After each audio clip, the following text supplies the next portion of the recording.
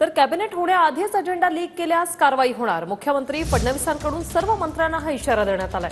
Agenda leak करू नका, आपापल्या कार्यालयाला सूचना द्या। मुख्यमंत्री देवेंद्र फडणवीसांकडून मंत्र्यांना या सूचना देण्यात आल्यात। तर ठाकरे सीएम असतानाही अजेंडा लीक व्हायचा असं राऊत म्हणाले। आणि ठाकरेंच्या सरकारमध्ये असणारे फितूर आज फडणवीसांसोबत अशीही टीका राऊतांनी केली।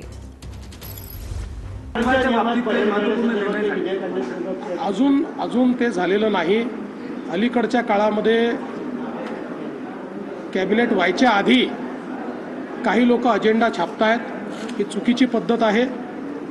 आणि मी मंत्र्यांना देखील सांगितलेलं आहे की आपल्या कार्यालयांना सांगा, अन्यथा मला कारवाई करावी लागेल।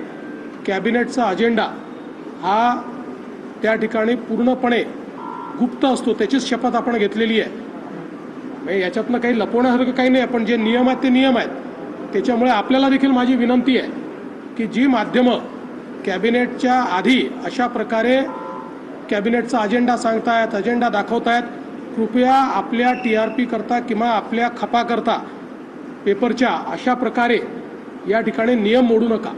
उद्धव ठाकरे माननीय मुख्यमंत्री असताना सुद्धा त्यांच्या बैठकीतून अशा प्रकारचा अजेंडा लीक होत होता, प्रयत्न सुरू होता। आणि तेच लोक आहेत त्यांच्या सरकारमध्ये आहेत ना। फितूर इथे होते, तेच फितूर तिथे आहेत तुमच्या मंत्रिमंडळात, आणि फितूर त्यांचं काम योग्य प्रकारे करतायत।